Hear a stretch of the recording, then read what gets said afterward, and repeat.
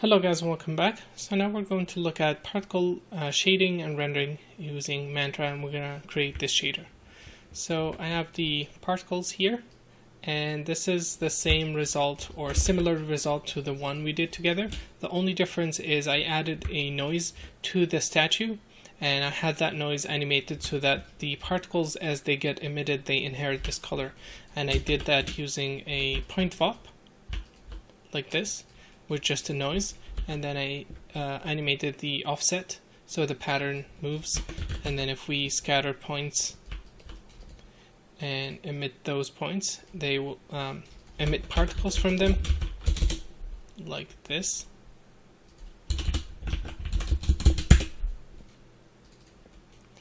Let's add a velocity to them.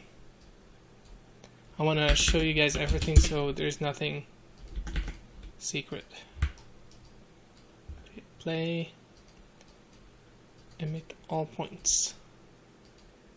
You can see the particles are inheriting the color and the color is animated. So that's exactly what I did. Okay. And let's see, what else do I have? We have a color attribute, P, and we have a rest attribute. Now the rest attribute is basically this. V at rest is equal V at P.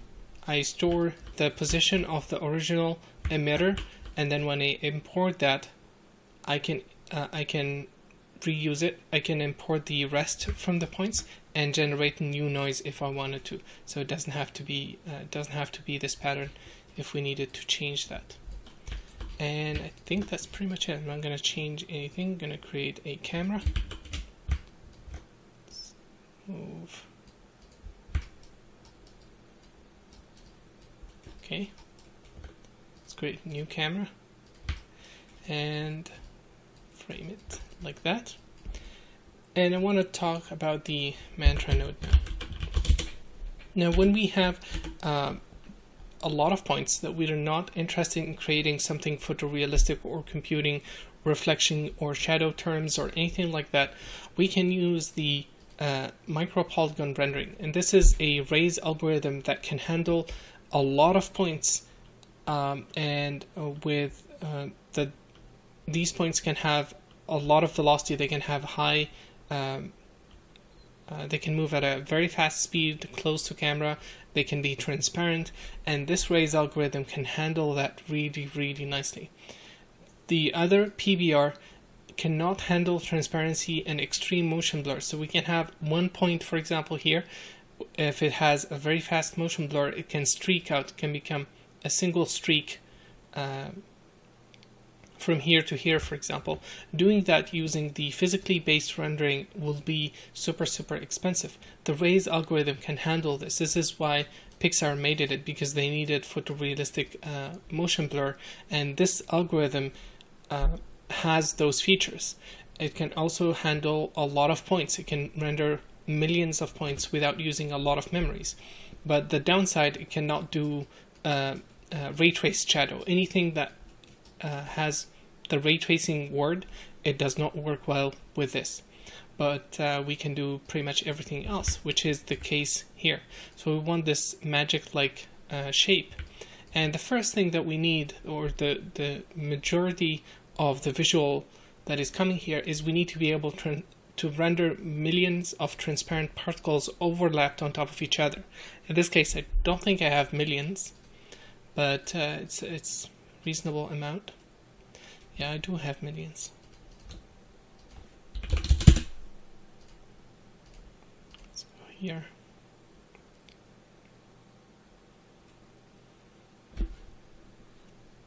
So 14 million, yeah, definitely, it's a lot of points. And for the renderer, for the ray tracing algorithm, to be able to travel all the way through this dense point cloud, it's going to be very expensive. But the raise algorithm can do that, or the micro polygon can do that. So let's go to reasonable frame, maybe here. Let's go to the material tab. I'm going to create a material builder. And the shader is actually very simple. First thing is I'm going to create a compute lighting node. sure we have that. I'm going to connect these three guys. And these three connections are Mantra will trigger which part to execute based on the render. So for example, the micro polygon will execute these two guys. The PBR will execute this, and that will execute these two guys. The raise algorithm or the micro polygon will execute these guys. So what I want is I want to assign a single color and to be able to create transparency. So I'm going to create a constant, and this is going to be a color, and this goes to the CE, not the surface opacity, and this is the actual surface color. Okay, then for the, let's not do transparency yet, so we just need this flat color. I'm going to leave everything the same, and I'm going to go under the render and turn on geometry velocity blur, and this will read the velocity from the shader, from the geometry, and create the motion blur based on that. So we can turn on motion blur. The other thing, extreme motion blur points or any geometry will require a lot of pixel samples. Increasing the pixel samples with a PBR is very, very expensive. Once you start going beyond 5, maybe 6, you're going to see an extreme increase in render time. Using values like 12, 20 with a raise algorithm is very, very reasonable, and that's why we get super accurate motion blur. Okay, so let's set this to 8 for now. Let's hit render. I think I didn't assign the shader to the object yet. So it's gonna create the geo first, and then it's gonna use the color attribute by default and render that, I believe. So let's so this is rendering. You can see already with motion blur, and this is 3 million points. It's super fast. It just, the overhead it took is for Mantra to read in the data, or for Houdini to send this data to Mantra. Okay, so let's go back. I'm going to create a floating tab of this and have it to be always on top, so I can hit render. And I don't like to do IPR with heavy data like this, because it's going to get slow quickly. It's much faster to do it, to do testing like this. You make changes and then you test it. Okay, cool. So we have the points. See, they're quite big, so let's lower them a bit. Under the geometry, we can use the scale to reduce the size of the particles.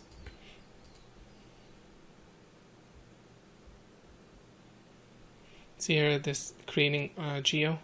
Houdini exports the data to Mantra, and then Mantra reads it. Cool. So because of we reduced the point size, we're getting this nice shapes now visible. And the reason for that is because here there's a lot of points overlapping, and in this area there is not so much. There is no transparency going on. Once Mantra hits a point, it does not trace further. It does not go deep inside and shade the other points. So we wanted to do that. And let's go to the matte object. Let's copy this, and we need a color, but we need a black and white color. So I'm going to copy this, paste this value here, paste this value here.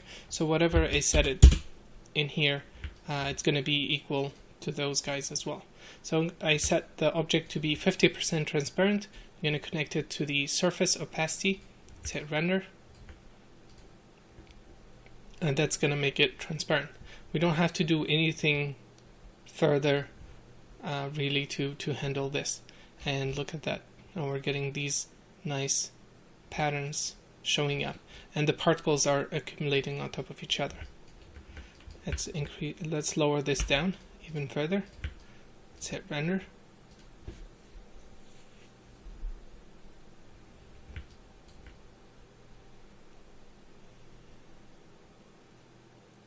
Cool. So now it's the objects are more transparent, the points are more transparent, so we can accumulate more and more and more. Now, one thing I'd like to do, I'd like to use is because I know I'm going to be doing color correction on this, and I have a LUT or a color correction information that I can apply to this image here that will improve the overall white and black values. It's going to color correct the image in the way that makes it look more realistic. And we can load in any LUT as long in Houdini or in mplay as long as it's a .lut file. And this is similar to what movies or film production does. Each film has its own LUT, and every rendering done for that movie needs to be viewed or done using the LUT while the LUT is applied, and this helps to improve the look of the visual. So I'm going to load in this Sony LUT. This is going to mimic the S-Log LUT, or the S-Log look, or the Sony S-Log look, and it's going to make the shadow darker, and we can see brighter areas much better. So this is without, and this is with the LUT. You don't have to use this, but I prefer to use it because it gives the image more contrast. Okay, so let's create a new camera, and let's do a camera where we see a lot of points like that. I will get to the shader later. I want to show you a few things. Let's hit render, change the camera there, and now we're inside this, and this data is very complex visually. We have a lot of points shooting towards the camera. There is a lot of overlap, there's a lot of depth, and it took 12 seconds. And this, there's no way you can render this faster using any of the other algorithm or other engine that does not have the raise algorithm. You can use RenderMan probably, and we will be able to do stuff like this. Okay, so let's do one more thing. Let's increase this to 16, and we want the high quality. So I'm going to increase the resolution, and what I want to do is I'm going to increase the motion blur itself. And to do that, I'm going to select the camera, go under view. I want to make the object, the trails, streak out more. I can either go and process the velocity and multiply it by 2, or we can change the camera shutter speed and set that to 1 instead of 0.5, and that will make it 2 times faster. The shutter is gonna stay open longer, so we're gonna see longer streaks. Let's see how that looks with 16 samples, which is really high.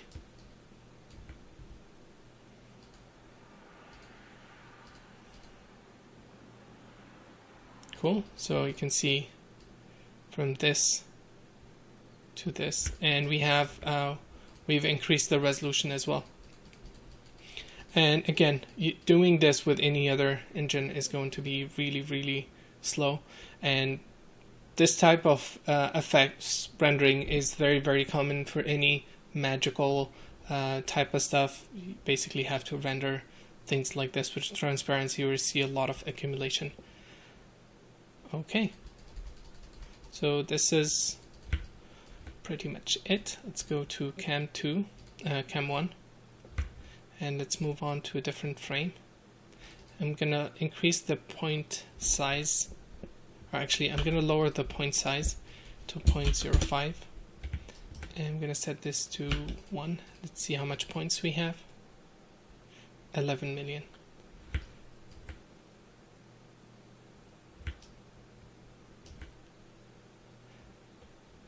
This algorithm also works with all CPUs really well. The CPUs that don't have a lot of multi-cores, basically not really good with multi-threading. This renderer can make good use of that, of those CPUs as well. Okay, so let's do a quick test with the cam 1, and the shutter is back to 1 with this camera, so we have to keep that in mind.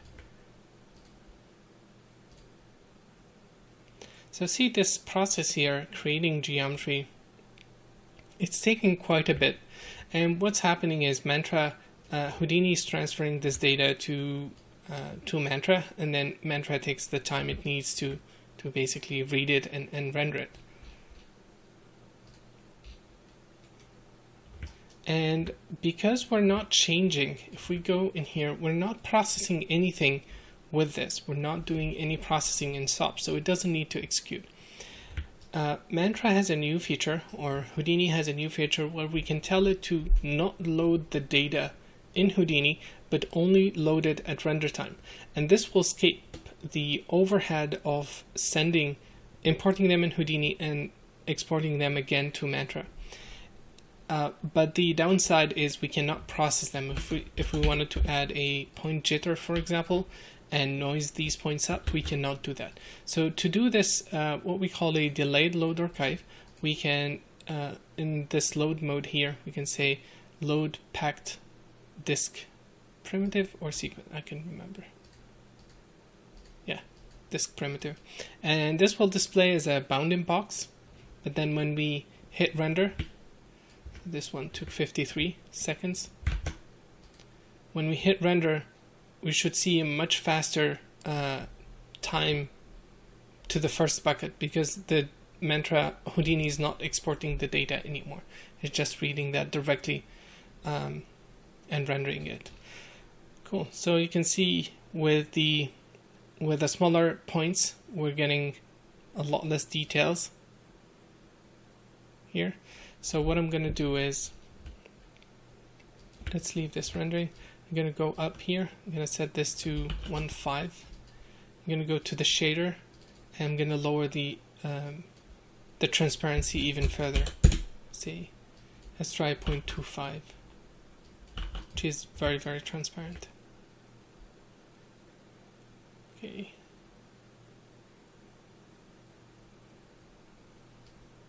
So for some reason the overhead is still the same, but this method avoids exporting the points, and maybe Mantra is Houdini is very intelligent, and it realizes that there is no processing here, so it doesn't export this. But if we had any expensive geometry that is not cached to disk, that is created live, the overhead of exporting that will add a couple of seconds. Okay, I'm going to lower the settings back to 8 so it's faster. And now we're rendering with more transparent particles. And if we hit the A key to look at the alpha channels, you can see it's very, very transparent. So actually I think I have to increase the transparency a bit. Cool. So this is with 0.1 and 0.025 transparency. If we hit A, remember that this is when we overlay this image, it's going to use this mask, which is very, very low. So probably we're going to lose a lot of data here. So we may need to increase the opacity quite a bit. And pretty much this is the look. This is how I made the one I showed in the website. There's just a few more improvements that we're going to be creating to vary the colors a bit. So one thing I would like to do is I'm going to go back here, set this to 0.1, and I'm gonna set this to 0.1 as well. And in the color, I'm going to import the color that we have in the object. So I'm going to use a bind node, import the color attribute, which is called CD. And I know it has negative values because it's a noise that goes between -1 and 1. I'm going to use an absolute value to bring the negative values up, so there's nothing negative. It clamps everything to 1, or it inverts them. If it's negative, it inverts them. So I'm going to set this to CD. Sorry, not that. Set render. And actually, let's lower the resolution a bit. Let's turn this off. Yep. I'm going to go back so the few frames so we don't have this much data to transfer. Cool. So this is the color from the from the sim. This is the particle color. You can see we have red, green, and blue, but it's not very visible. So we're going to process this data. And for now, I'm going to just use I'm going to clamp it so I only get the positive values, and we can view that here.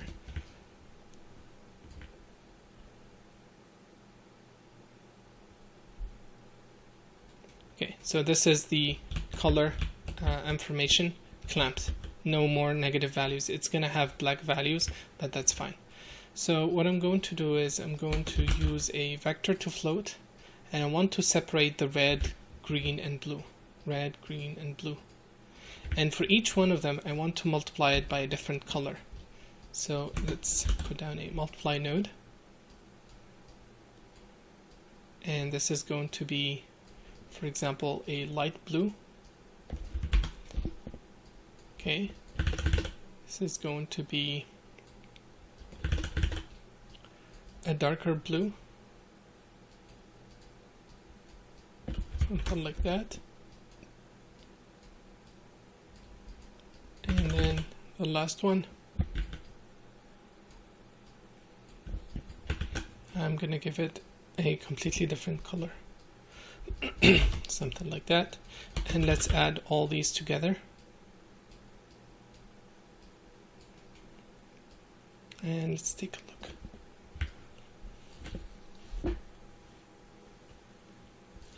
So this is the result that we have using the 3 different colors. And we know that this node has, the noise is going between -1 and 1, and we're clamping it, so we're losing everything that is negative. I'm going to use a fit range node and grab that left over the negative range. So I'm going to set this to -1, -1, all these guys, and the max is 0, and then we want that to go between 0 and 1. So now we have the leftover basically, and I'm going to copy all these guys. I don't need the clamp. I'm going to copy all of them, and I'm going to pick different colors. I'm going to set this to have an orange tint. Maybe this one a darker orange. I'm just creating variations here. Nothing specific.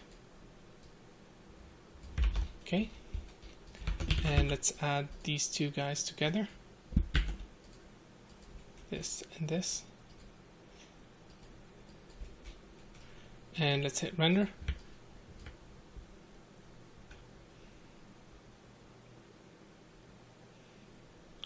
Cool. So I think there's too much coloration from the new section here. It's probably too much. And I'm going to simply reduce everything here. So multiply it by only 2% of this information will be used, and then this will get added to the other stuff. Yeah, something like that. And I'm going to do one last thing. Let's move to a different frame. So with this color, it doesn't have to be a constant. I'm going to delete channel. We can give it a different color. So let's try red, for example. And let's connect this to the surface opacity. Let's hit render.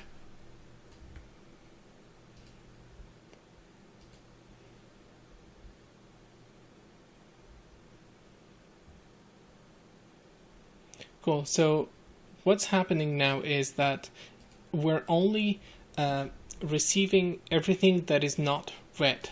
It's basically the red is getting absorbed when Mantra traces through. So what I'm going to do is I'm going to use this color. I'm going to compute the complement of that. And if we have an orange, for example, the complement of that is going to be blue. So I'm going to connect this to the surface. Surface opacity. Let's hit render. See what we get. And then I know that I don't want it to be very saturated, so I'm going to desaturate this color by mixing it with pure white. Okay, and this is going to create even more complexity. So I'm going to mix this with white, which is this, what's happening here, and then I'm going to also multiply this down a bit so it's not too transparent. Let's multiply by, sorry, it's not too opaque. Okay.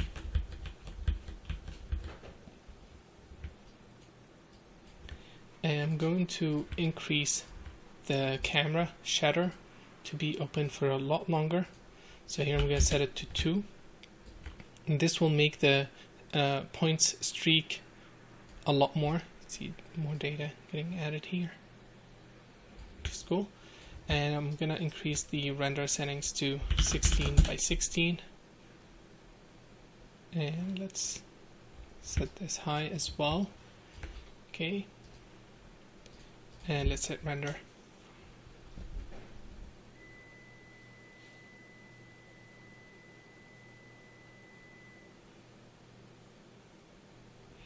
Cool. So you can see now with the extreme motion blur and all this data, getting a lot of cool visuals. I don't have the statue here, but if I had that, I would use it as a matte to remove everything that is not the statue. Let's pick a different frame, or maybe go and use the cam 2.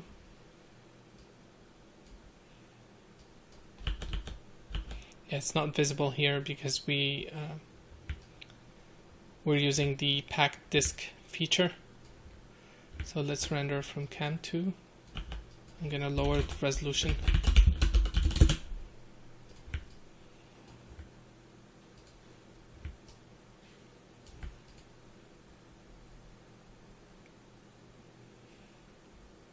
And the look here that I have is basically the same, just overall it's all blue and there is no colored opacity, it's just white.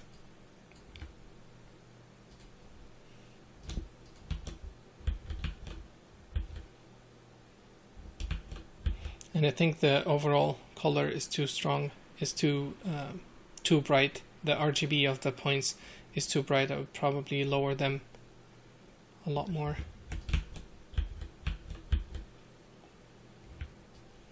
And let's do one more version. I'd like to show you guys the quality of this. Let's go to a different frame. I'm gonna set this to cam 1, and then in the shader I'm going to use the previous opacity, and I'm gonna just use the blue section. Sorry. I'm gonna add an absolute node to clamp all the texture, to bring any negative values here. And I'm gonna change this color to blue as well. And then this I'm gonna brighten up a bit. Something like that. Okay.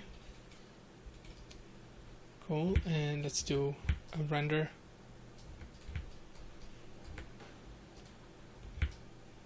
And that's pretty much it. The main idea behind this look is to use transparency and then have some variation in the particle colors. And this is what I've used in all these guys. This version specifically, it's not the shader that has anything special. It's the particle itself having a huge radial force that's causing them to accumulate on the edge of the curves. That's it. And I highly encourage you guys to explore different sims, because the particle position, the point positioning, and how they're laid out will affect the look of this. If you have more particles stacked to form this shape, for example, that will be brighter, and then this section will be darker, stuff like that. So there's nothing special about this look. It's all coming from the sim.